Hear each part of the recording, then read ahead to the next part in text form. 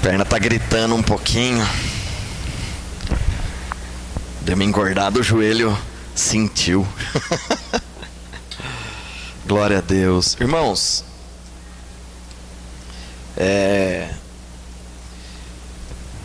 isso independe de você ter o seu negócio, a sua empresa, você ter alguém trabalhando para você, ou até mesmo você trabalhando para alguém. Deus tem uma regra, Deus tem um padrão moral, tem uma lei moral para todos nós nesse sentido. Se trabalha para alguém, Deus determina na palavra dele como o patrão e como o empregado deve se comportar. Você entende isso?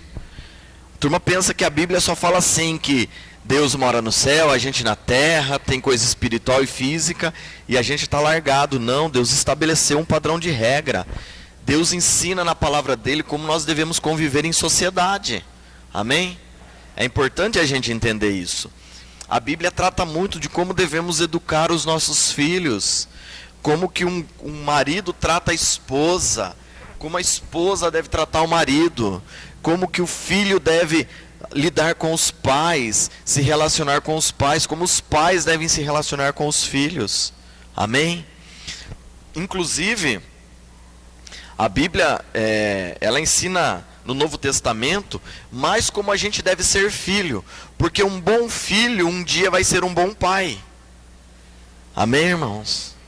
Então, se você não é um bom filho, seja, porque senão você vai ter um grande fracasso na paternidade. Isso é sério. Jesus na terra não veio ser Deus, não veio ser pai, ele veio ser filho e nos ensinar como sermos filhos. Amém? Você entende isso em nome de Jesus? E aqui ele fala sobre os empregados, servos e escravos. Ele fala, olha, pague o salário em dia, pague às pessoas o que é o salário devido, né? Hoje toda profissão ela tem um piso salarial, né? Tá a Ellen aqui do RH, que entende muito mais disso do que eu. E como que eu faço isso? Eu tenho um empregado comigo que trabalha comigo. Eu não posso pagar muito, pago o piso, né? Você não está indo contra a lei e está dentro do padrão moral de Deus. A Bíblia fala que você deve dar a refeição para a pessoa, né? Não, fala ali, olha, não impeça a pessoa de comer daquilo que ela colhe. Por que a lei trabalhista fala que o empregador tem que dar a comida, dar o almoço para a pessoa? Isso é uma base bíblica, irmãos. Você entende isso em nome de Jesus? Você fala, nossa, mas sai caro demais. Eu sei que no Brasil ser empresário é pesado demais, né? A gente ora para que o governo tenha um momento de lucidez e reduza os tributos dentro das empresas, porque é difícil mesmo, eu entendo isso, irmãos. Já tive empresa, já sofri isso daí.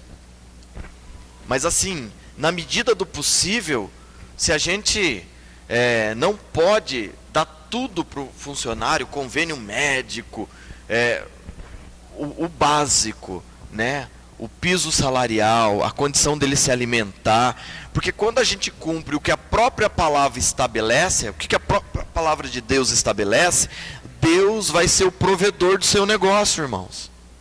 Amém? Independente de qualquer coisa. Eu tenho pessoas aqui que têm empresas, eu tenho pessoas na minha família que são empresários, que tem empresa de médio porte, um deles tem 60 funcionários, professores, vendedores técnicos, e ele fala, olha, eu não sonego nada, eu pago tudo certinho, uso as brechas da lei que me permitem, sem sonegar nada, que tem algumas brechas na lei, não tem, irmãos? Que você pode trabalhar de uma maneira mais simples, mais suave. Ele fala, mas eu, trabalhando assim, de forma honesta, nem durante a crise lá, 2017, que teve toda aquela crise econômica, ele falou, olha, eu consegui manter minha empresa, estava difícil, eu tive que baixar o meu salário, mas eu consegui manter os meus 66 funcionários. Eu estava conversando com ele é casado com uma prima minha. Então, e ele ainda falou para mim, eu sei que eu tenho que tratar eles de forma digna, dar o básico para eles, e isso eu me comprometo diante da palavra de Deus, eu tenho que fazer, e Deus tem suprido tudo. Então a gente ouve esses testemunhos com frequência, entendeu? Tem pessoas que sonegam porque senão eu não consigo viver no Brasil. Não é assim não, irmãos. Existe um ambiente que nós cristãos caminhamos que se chama fé. Você tem fé? Então é simples, irmãos, né? Você vai caminhar em fé em algumas situações, entendeu? E Deus vai ser o provedor do seu negócio. Amém? Você que tem sua empresa, você que tem o seu negócio, você que é empregado, você vai ver aqui que você tem que honrar o seu patrão, sabe? Não roube tempo na empresa, sabe? Vai no banheiro, parece que eu devia trabalhar na faxina, ficar só no banheiro limpando. Tem gente que fica o dia inteiro no banheiro. Alguém está entendendo o que eu estou falando, em nome de Jesus?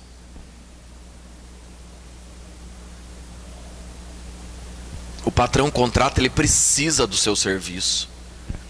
Ele precisa. Irmãos, a gente, nesse último ano, a gente ficou muito próximo do Eric, da Michele. E a hora que eu comprei o meu carro, eu queria o seguro da Porto Seguro de todo jeito. Não estou fazendo propaganda aqui não, irmãos. Mas assim, pelo jeito que o Eric trabalha, eu queria esse seguro. Toca o celular ali, não, eu tenho 10 minutos para me movimentar. Toca, ele já se movimenta. Eu queria isso daí. Eu falei, pastor, não, se tiver mais 2 Eric assim, na Porto Seguro, a empresa não quebra nunca. Não é verdade, gente? Vocês que são da família, né? Prestativo. Eu falei, não, eu quero Porto Seguro. E não consegui porque o meu score é baixo, né? E tem toda essa frescura lá. Você vai pagar, se não pagar não tem o seguro, né? Mas tudo bem, né? Mas você vê assim, né, a dedicação na empresa. E é empregado, irmãos, não é dono, né, Eric? Então você vê esse zelo, né? Eu, quando tinha minha empresa, a última que eu tive na área de informática, às vezes o funcionário ia embora, irmãos, e 10 horas da noite eu estava trabalhando ainda, porque eu tinha que entregar computador, tinha que entregar peças, tinha que terminar o serviço. E quanto antes eu terminasse, mais rápido eu recebia. Funcionário normalmente não está nem aí, deu 5 horas, ó, vaza, sabe? E a turma fala, eu quero ser empresário. Uma vez um rapaz falou lá no Japão para mim, eu quero ser empresário porque eu não quero trabalhar mais. Falei, cara, você está enganado. Se você quer trabalhar pouco, fique empregado. Porque um bom empresário trabalha muito. E eu contei para ele o meu exemplo. Eu falei, a turma ia embora, eu ficava até 9, 10 horas, trabalhava sábado. Antes de ir para a igreja, estava trabalhando, chegava da igreja e ia terminar um serviço. A gente trabalha mais, não é verdade, Aline? Tá, o Rafa, eles são dono do próprio negócio. Não tem aquela flexibilidade não, né? Quem é empresário aqui sabe do que eu estou falando. Você rala muito, né? Isso se você quer ser bem sucedido. Ou se quer pelo menos ter um salário digno, né? Então tudo isso a gente que está servindo pessoas, né? Eu mesmo, eu trabalho. O ministério, a Bíblia trata como um trabalho, irmãos. Então a gente atende pessoas, toca o telefone, está lá. Estava falando agora aqui no púlpito, faz tempo que eu não toco, né? E comecei a querer tocar, não lembrava a letra da música ali passando, né? Aí a Magda falou, é só tocar um pouquinho. Eu falei, hoje eu peguei o violão para tocar um pouquinho, tocou o telefone, fiquei lá 1h e pouco no telefone, já não consegui tocar. Porque o meu serviço é cuidar de pessoas. A Bíblia fala que o ministério é trabalho, né? Então, dentro daquilo que Deus te chamou para fazer, seja honesto. Essas leis tratam disso. Amém? Depois você dá fala aqui sobre escravos, que isso era muito forte na época, mas tratar eles com dignidade, né? Até fala ali na época que se tinha uma escrava, você poderia tomá-la como esposa, mas ela deixava de ser escrava. Entendeu? Aí ela se torna esposa, né? Ela vai ser uma com aquele homem. Então ela deixa de ser escrava. Isso é preciosa a forma como Deus tratava as pessoas, né? Que já tinha uma cultura de escravidão. E Deus falava que no jubileu, a cada 50 anos, tinha que liberar todos os escravos. Ninguém podia ser escravo para sempre. Aí tinha uma regra, né, dentro por exemplo, a pessoa tinha um senhor que era muito bom com ele, cuidava muito bem da sua família, ele era escravo daquela família. E ele sabia, ó, eu servi o meu senhor 49 anos, né? Desde a minha adolescência, casei aqui, tive filhos aqui. Se eu sair daqui, não sei nem o que eu vou fazer. Eu quero continuar servindo o meu senhor. Então ele ia na porta do templo, o sacerdote furava a orelha esquerda dele com uma sovelha, sabe aquele ferro que fura couro? Né? Furava a orelha dele, e ele se tornava ali diante daquele povo, um servo da orelha furada.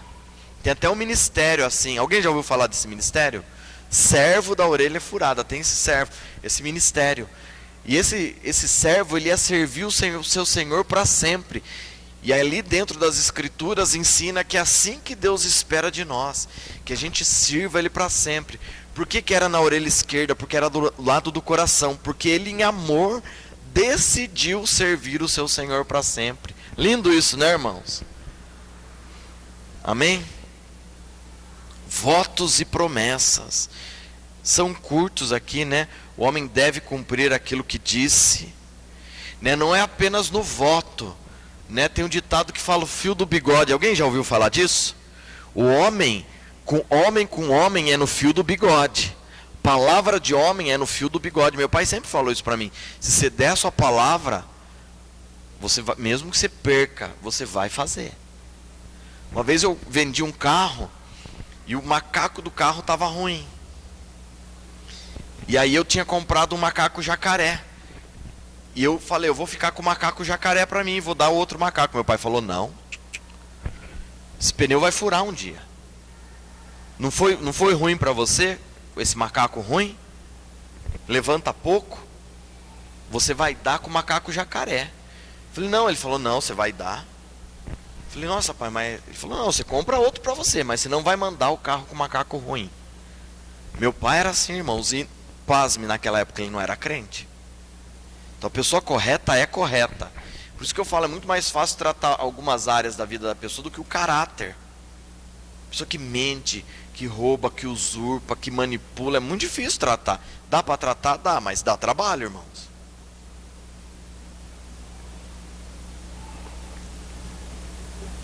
Então o homem, ele falou algo, tem que cumprir. Uma mulher tem que ser uma mulher de palavra. Jesus fala isso. O falar do cristão seja sim, sim, não, não.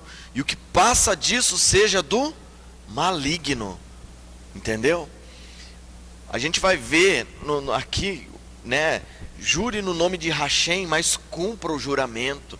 Jesus fala, não jure, não tome o nome do Senhor teu Deus em vão. Você não pode jurar nem pelos fios do seu cabelo, que você não sabe quantos tem. Eu consigo saber, mas a maioria aqui não, né? Se você parar com calma aí, coisa de uns 5, 6 minutos, você conta quantos cabelos eu tenho, né?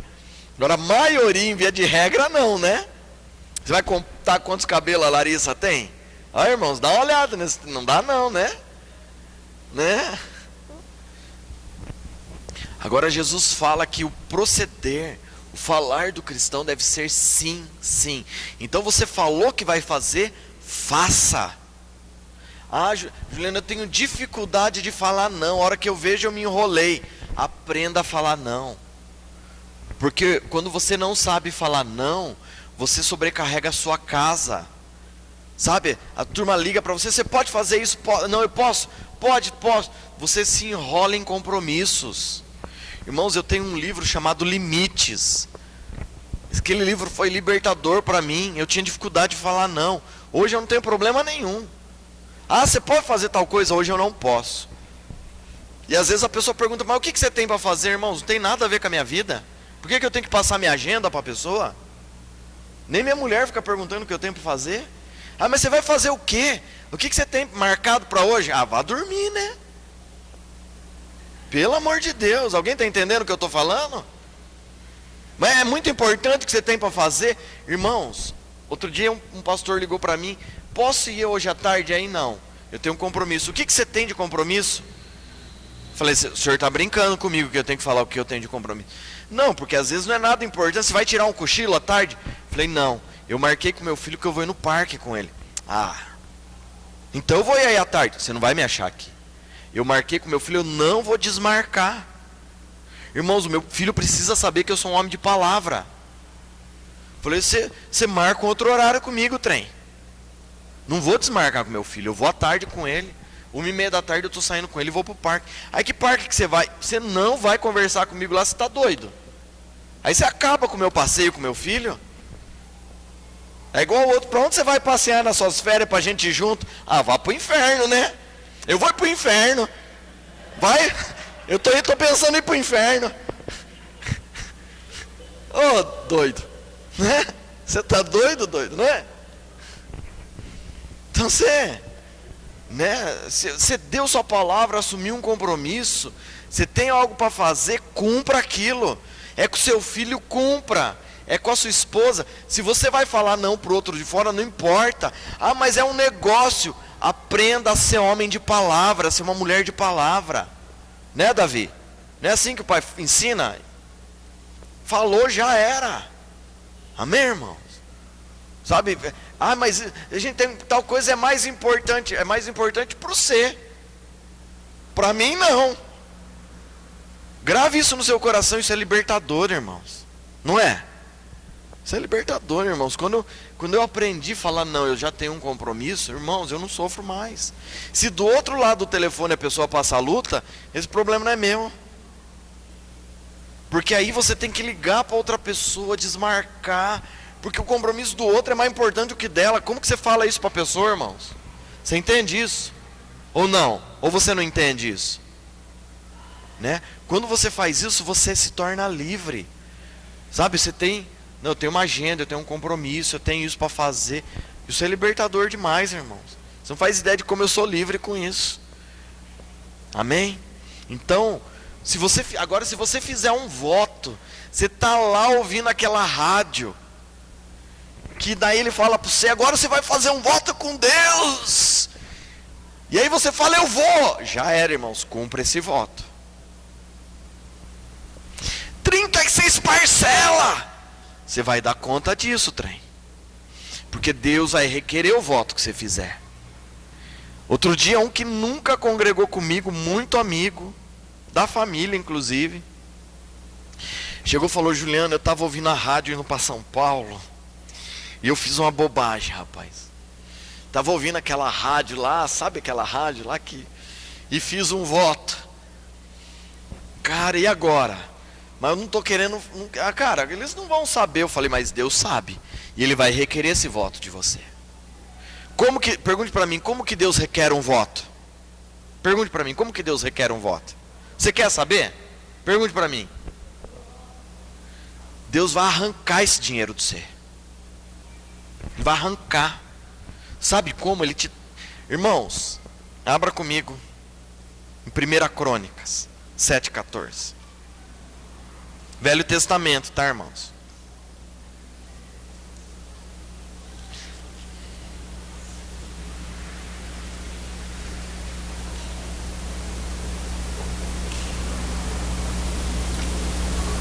Primeira Crônicas 7,14.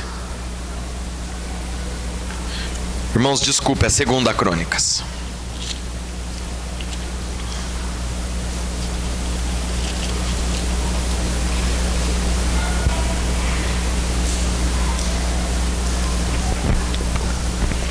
Olha que texto lindo, irmãos.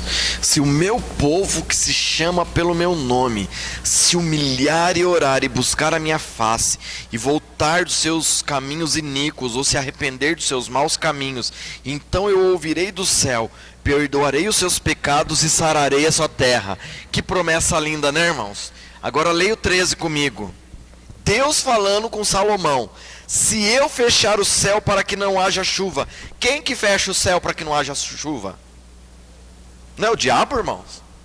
Não é uma legião de capeta? Ou se eu ordenar que as lacustas devorem a terra, ou se eu enviar peste no meio do meu povo, quem que faz isso, irmãos? Jeová. Barulhento isso, não é, irmãos? Não é barulhento? Fala aí, crente. É barulhento, né? E aí o cara, o crente, ingênuo, faz um voto. Deus, irmãos, eu vou ajudar tal pessoa. Ajude. Ajude, irmãos. Irmão, uma vez uma pessoa falou assim para mim: olha, enquanto tiver essa situação, o que eu comer, você vai comer. Durou 2 dias só, irmãos. Durou 2 dias. Anos depois a pessoa veio para mim, tá assim, tal. Falei, eu vou te explicar o que aconteceu. Você fez um voto uma vez. Deus está arrancando, Deus está requerendo esse voto de você. Nossa, mas assim é até você quitar. Não se preocupe, a hora que quitar a dívida, passa. O próprio Deus envia a peste, faz parar de chover na sua horta. Irmãos.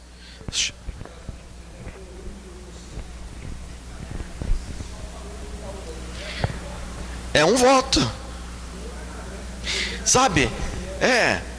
Se você não tem o que falar, não fale nada, irmãos.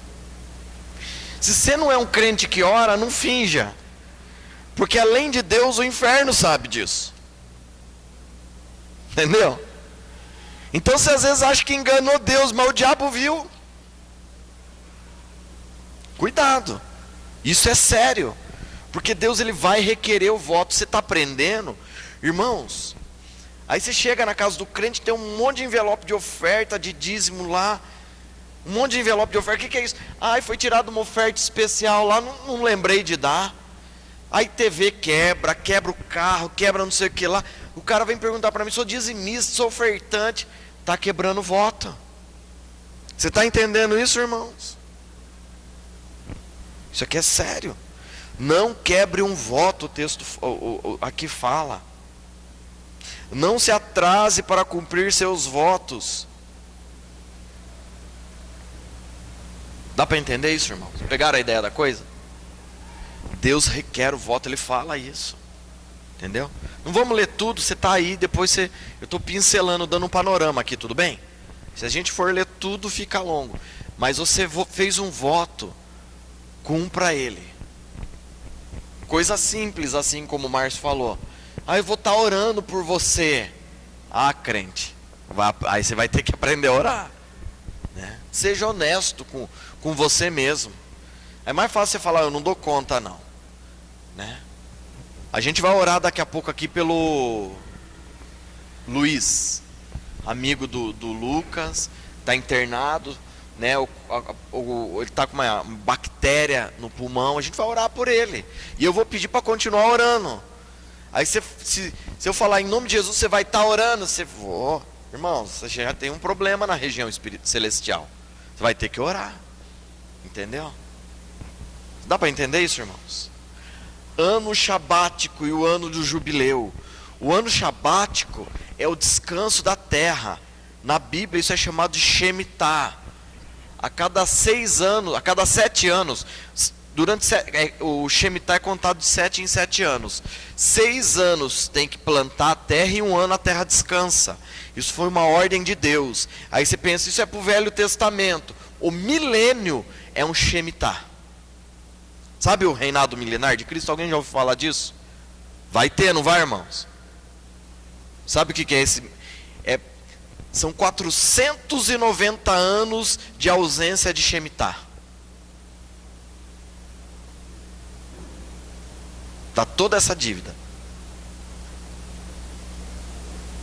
De dívida. Aí vai ter 1 milênio para pagar isso. 4.900 anos.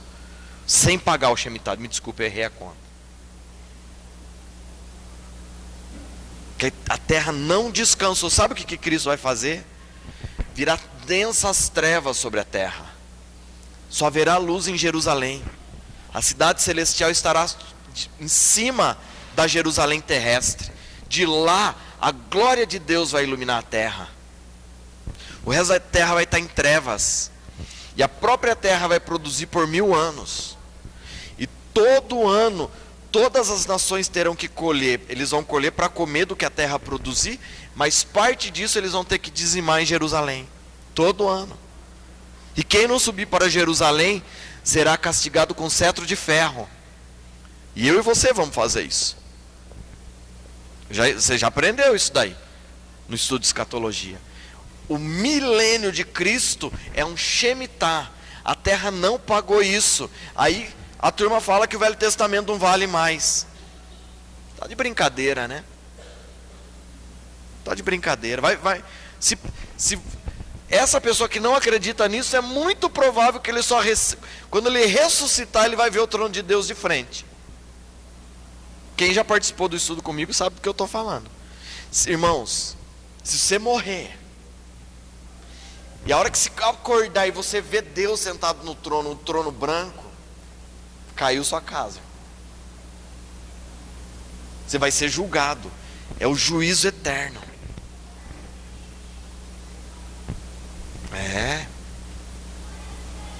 Lembra que o Adriano pregou o justo juiz? Ele é o justo juiz, irmãos. Amém? Então, o ano sabático deveria ser guardado, nem Israel. O que Israel tinha que fazer? Tinha que proclamar o evangelho do reino para todas as nações. Todos os povos tinham que se converter, como Nínive fez, a cidade da Babilônia. Israel não fez isso. Israel começou a deixar a lei de Deus de lado. Hoje nem Israel guarda o Shemitah mais, o ano sabático. Muitas coisas Israel deixou de lado, vai ser julgada também, irmãos. E aí o que acontece? As nações não obedecem à lei de Deus. Aí você pensa assim, mas se o cara não sabe, não tem pecado. Se não tem pecado, não tem juízo. Você está de brincadeira também com isso, né? Tem juízo sim. Hoje, irmãos, praticamente não há inocente na terra. Irmão, segundo a Jocum, o ano passado, antes da pandemia, o Lauren Cunningham, ele falou que até fevereiro desse ano, todos os povos da terra teriam uma porção da Bíblia.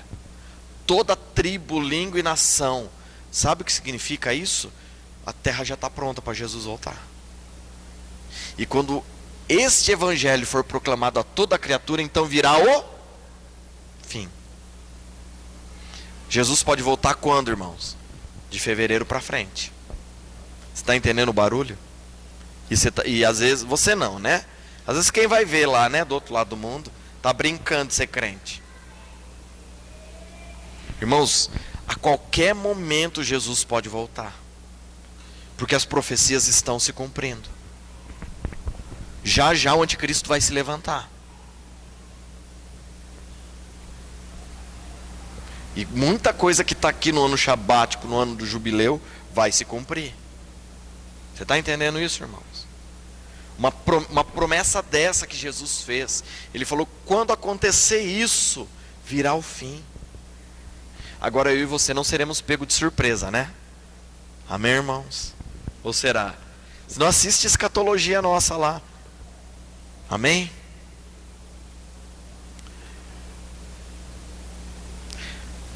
A corte e o procedimento judicial. Irmãos, aqui na parte de cima tem o jubileu também, né? 49 anos, esse último ano para fechar os 50, era o ano que podia ser resgatado as pessoas, né? O que é esse resgate? Uma pessoa tinha uma dívida, ela estava trabalhando de escravo para alguém, um parente próximo pagava essa dívida e ele deixava de ser escravo de um senhor que ele não conhecia para ser escravo de alguém que ia ser benevolente, bom para ele. Jesus fez isso com a gente. Nós estávamos escravos do reino das trevas, fomos transportados para o reino do seu Filho amado. Jesus comprou, Ele nos redimiu, Ele nos resgatou. Havia uma dívida. O pecado trouxe radiquia não. Radiquia. Hamartia é errar o alvo.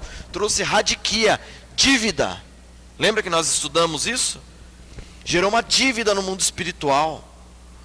Mas todo escrito de dívida foi riscado, porque Jesus pagou isso na cruz. A moeda, qual é a moeda do mundo espiritual?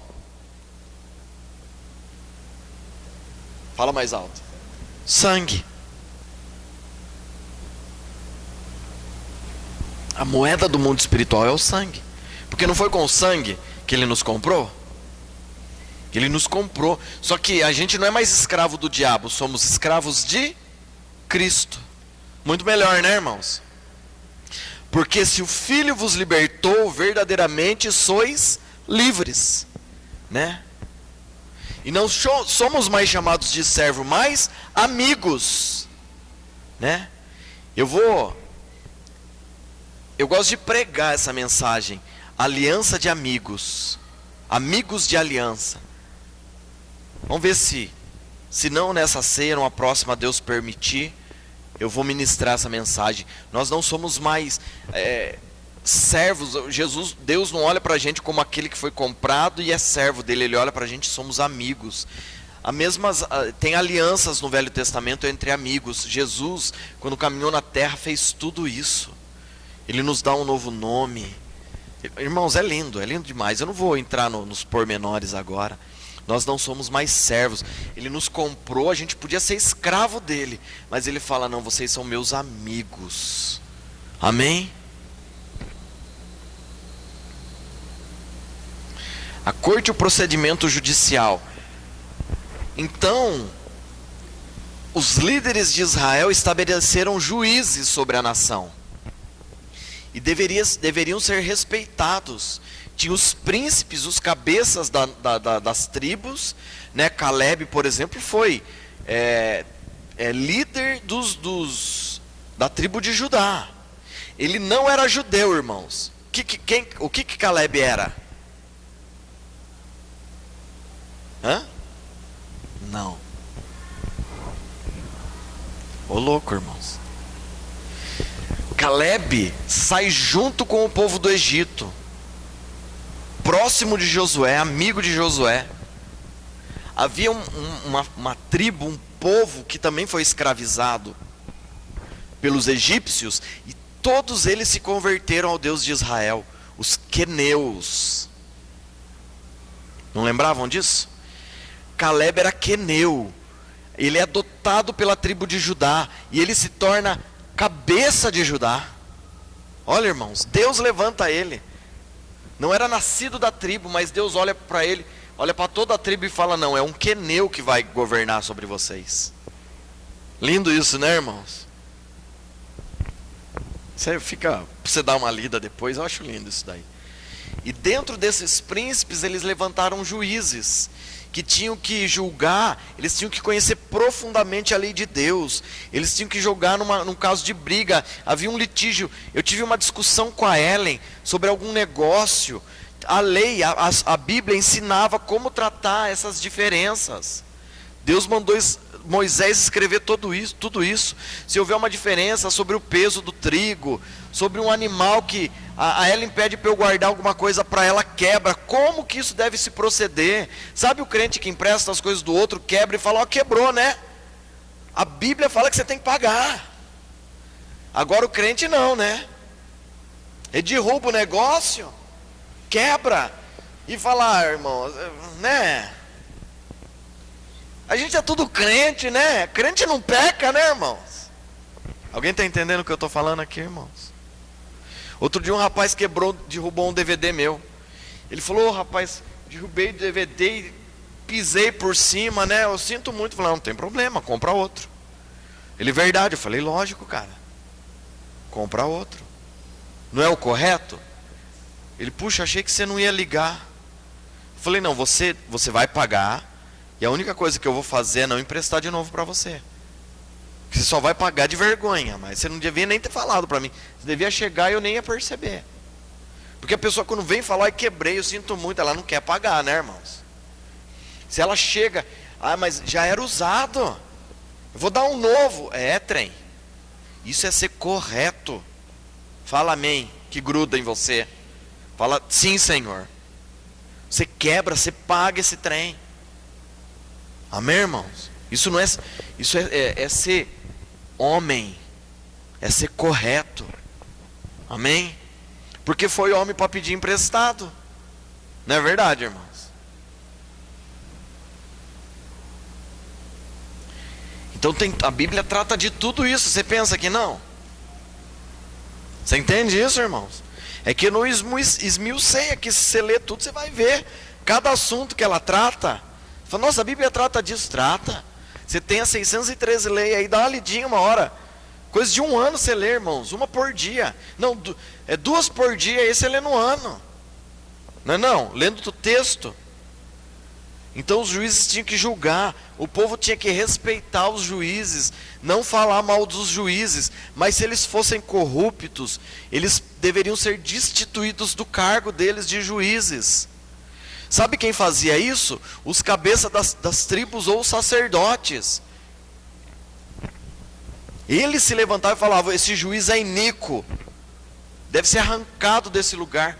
Hoje, irmãos, se um sacerdote, eu vou dar um nome, quando Malafaia fala, esse juiz aí é iníquo, esse governador é corrupto, a turma fala, ele não tinha nada que se meter com isso. Lê a Bíblia. É um sacerdote que tem que apontar o dedo e falar, esse juiz é corrupto. Sabe o que acontece quando um sacerdote faz isso, irmãos? O juiz dos juízes, o justo juiz, vai intervir naquilo ali. Mais cedo ou mais tarde. Porque um sacerdote se levantou e falou, tem corrupção ali. Eles estão agindo, a balança deles é corrupta. Só que a maioria do povo fala, não tem nada que falar, isso não é função de um pastor.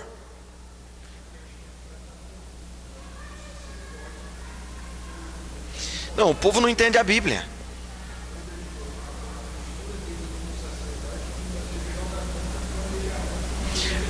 Mas será que o que ele faz está errado? Porque o povo é muito assim, eu acho que o sacerdote não pode fazer isso. Eu acho que ele não pode ter isso. Nisso o povo peca, irmãos. Por falta de conhecimento. E a Bíblia fala, o meu povo é destruído porque lhes falta conhecimento. E aí eles falam do que não sabem e pecam. E aí? Dá para entender isso, irmãos? Ah, Juliano, eu não posso falar de sacerdote. Se você tiver convicção, certeza na palavra de Deus, você pode. Se você acha, melhor não falar. Eu estou guardando o seu coração, irmãos. Porque hoje com a internet você ouve muito sacerdote falando. Quem pode e quem não pode? É uma linha muito tênue. Então se você é um profundo conhecedor da Bíblia, suave. Então você vai corrigir um sacerdote. Se você não é e você acha, aí, porque para mim eu acho que está falando demais. Ah, então nem fale, porque você só acha. Quem acha não tem certeza, né, irmãos? Não, eu sei. Está errado. Aí acabou o problema.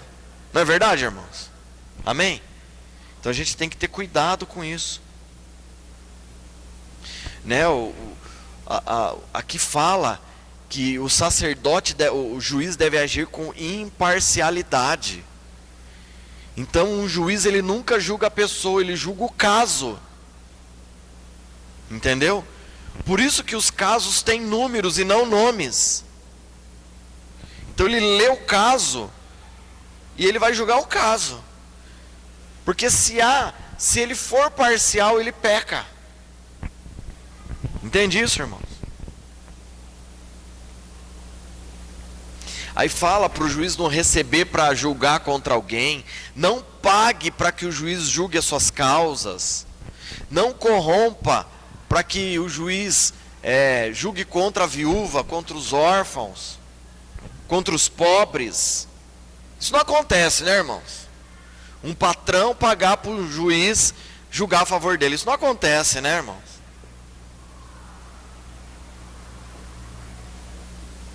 Irmãos, eu quero estar atrás do trono e ouvir Deus falar: você foi estabelecido num lugar de honra para julgar o meu povo. E você foi iníquo, você foi corrupto, você se vendeu.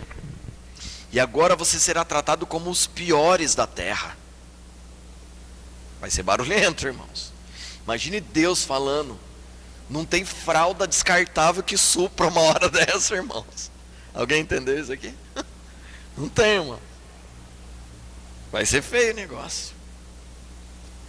E aí ele fala, não se rebele contra as ordens da corte. Justo, o juiz é justo, age com equidade, não se rebele. Irmãos, imagine, o apóstolo Paulo era preso porque estava pregando a palavra, estava correto.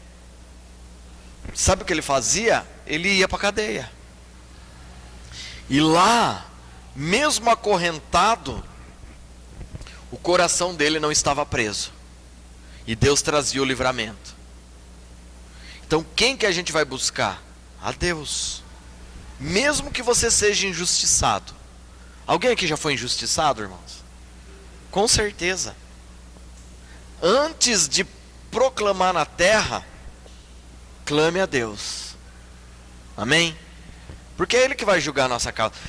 Deus fala em Isaías, entre comigo em juízo, apresente diante de mim a sua causa, e eu julgarei com equidade, ou seja, com retidão. Então antes de fazer barulho, alarde, tive um problema com o Márcio e tal, não chega diante de Deus. Deus, aconteceu isso, Deus, vem intervir. Se eu estou errado, me ajude a me corrigir, mas se é o Márcio, julgue entre nós. E Deus vai agir com retidão, irmãos, mas não sair espalhando. Cuidado. Amém, irmãos? Ferimentos e danos, aqui, né? Ele fala até de você fazer um parapeito. Imagina ter a laje da casa e não ter uma proteção, ali a pessoa cai. A culpa é do dono da laje, irmãos. Está na Bíblia. Igual o Thales fala, lê lá, lê lá, lê lá, né? Está na Bíblia isso, imagina, irmão. O cara caiu porque é vacilão. A culpa é sua que não pôs um parapeito. Está aqui, ó. Faça um parapeito no terraço da sua casa. Você lê lá inteirinho, você vai ver. A responsabilidade é do dono da laje. A criança morre, tem que indenizar a família. Não é barulhento isso, irmão? Não deixe nada que possa causar ferimentos. Olha, irmãos, olha do que a Bíblia trata, né? Salve o perseguido, mesmo que isso custe a vida do perseguidor. Então eu mato. Irmãos, a Bíblia trata isso como legítima defesa. Ser socorro na vida do Deus. Juliano, então eu posso matar alguém que eu ver? Pera lá, né? Muito cuidado. Agora, irmãos, eu vou falar um ponto muito tênue aqui. Entra um cara na sua casa armado. Ele vai roubar a sua casa. Se ele só roubar, beleza, mas ele olha para sua esposa e fala, hoje eu vou ter festa aqui. Ele vai abusar da sua esposa com você amarrado. E você tiver a oportunidade de se defender, você pode, a Bíblia te dá esse direito. Alguém está entendendo o que eu estou falando aqui, irmãos? Eu vou falar por mim. Eu sou formado em 3 lutas. Faixa preta de Karatê, Krav Maga e Aikido. Irmão, se o cara tiver 1 metro de distância de mim, eu tomo a arma dele. Eu já fiz isso muitas vezes. O que a gente aprende na academia? E eu ensinava isso em defesa pessoal. A pessoa que está com a arma, normalmente ela tira por medo. Então toda a movimentação que você vai fazer tem que ser muito precisa. Só que como você é treinado, você sabe até onde você posiciona o seu corpo. Aí, se você se defende e salva a sua casa, a Bíblia te garante que isso não é pecado, irmãos. Um policial crente que mata alguém em serviço, ele está pecando? Não. A Bíblia lhe dá esse respaldo. Juliano, então você está falando que eu posso matar os outros dentro de casa? Irmão, você está entendendo o que eu estou falando? Porque se alguém entrar na minha casa com essa graça, primeiro ele vai ter que passar pela aluna, que daqui a pouco já vai estar lá, né? E depois ele vai ter que passar pelo Juliano. Não tem problema, irmãos. Depois, irmãos, até porque se eu não defender a minha esposa e o meu filho, que homem eu sou dentro de casa? Alguém está entendendo? Alguém discorda do que eu estou falando, irmãos? Fique à vontade.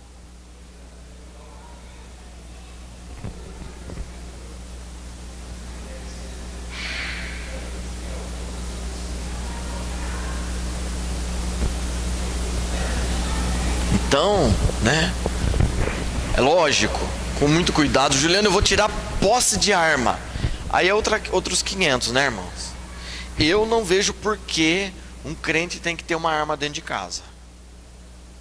Não vejo por quê. Ah, Juliano, mas e se eu quiser? A lei permite, é só por uma defesa minha. A gente conversa isso em particular. Mas eu não vejo por quê. Não vejo, né? Seja crente, busque a Deus. Se você tem tanto medo, vá morar num condomínio, né? Vá para um condomínio. Ah, não consigo um condomínio, compra um apartamentinho aí, ó. Já fica mais protegido. Ficou ou não, irmãos? Fica ou não fica, né? Não precisa um crente ter uma arma. Irmãos, quando eu estava na terceira série, a gente voltava tudo a pé da escola. Tinha um amigo de escola, ele ia em casa brincar, eu ia na casa dele brincar, tudo próximo ali no bairro que eu morava, ali na Vila Santana.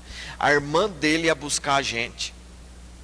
Às vezes minha mãe trazia, às vezes a Flávia. Flávia é o nome da moça. Um dia ela estava na casa da irmã dela.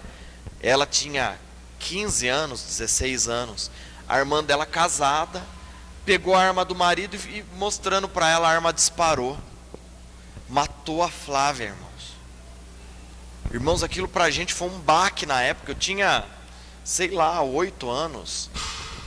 Até hoje eu lembro disso. Eu tô falando disso, eu lembro do rosto da Flávia, irmãos. Irmã do Ricardo. Então a arma, irmãos, com a arma você não penteia o cabelo. Você não faz massagem. A arma só serve para tirar a vida. Não é verdade? Então você ter uma ferramenta em casa que só serve para isso, não tem por que ter. Entendeu? Não tem. Então, eu tenho medo, Juliano. Compra uma casa num condomínio, um apartamento, acabou o problema. Vocês entendem isso, irmãos? Você se protege. Entendeu? Aí eu comprei um pitbull. Sai muito de casa, começou a aparecer uns caras estranhos. Ué, irmãos, tá lá em casa. Se o cara entrar, o problema é dele. Por enquanto a aluna só cheira. Daqui a pouco, né? Ela vai sentir o cheiro de carne e vai querer comer a carne, né, irmão? Se o cara for crente e jejuar bastante, não vai cheirar carne, né? Deu para entender, irmãos? Propriedades e direitos. Irmãos, eu vou entrar nessa semana que vem, para a gente abrir para as perguntas aqui, pode ser? Tranquilo? Então Deus abençoe quem for assistir depois aí, amém? Beleza?